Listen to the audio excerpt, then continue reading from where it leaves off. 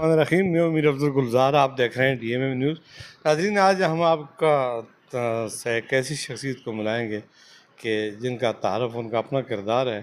ملک محمد رفیق صاحب سے اچانک میری ملاقات ایک دفعہ پہلے ہوئی تھی، لیکن تفصیلی آج بات ہوئی جب ان سے، تو کافی ان سے انفارمیشن مجھے ملی۔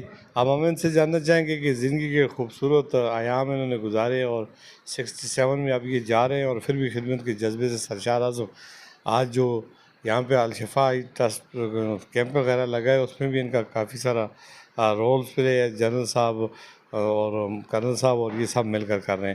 بہت شکریہ سر۔ پورا نام آپ کا کیا ہے؟ میرا نام جی رفیق احمد ہے، اور آپ شروع میں کس محکمے سے؟ میرا تعلق بھی میڈیا سے ہی تھا۔ میں براڈ کاسٹ انجینئر رہا ہوں جی۔ میں کوئٹہ میں کوئی تقریباً 2.5-3 سال کوئٹہ میں گزارے، اور اس کے بعد پوسٹنگ ہو گئی پشاور میں۔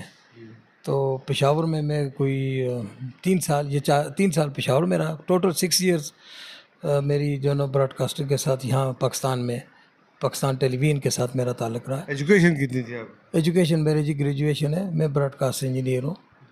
تو پھر یہ چھوڑا آپ نے یا پرائیویٹ میں؟ بس وہ چھوڑا تھا، ویسے ہی کچھ آفر ہو گئی تھی بہتری سعودیہ میں آفر ہو گئی تھی اس وقت، تو میں سعودیہ گیا جی۔ وہاں پر منسٹری آف انفارمیشن کے ساتھ وہاں پر انسٹالیشن کے پروجیکٹ تھے، وہاں پر چلا گیا، اور کوئی almost I spend there 14 years. تو 14 to 15 ایئرس اس کے بعد جو ہے نا وہ مجھے اپروچ کیا تھا انہوں نے، ابوظہبی میڈیا نے، تو UAE میں وہاں چلا گیا 1998 میں۔ تو ابوظہبی میڈیا جوائن کر لیا، منسٹری آف انفارمیشن کو۔ تو وہاں بھی ان کے کوئی پروجیکٹ تھے ڈفرینٹ، کوئی انسٹالیشن پروجیکٹ تھے، کچھ نئے نیوز چینل بنانے تھے۔ تو الحمدللہ وہاں نیوز چینل پہ وہاں گیا، تو یہ کرونا کے دوران بس واپس آیا۔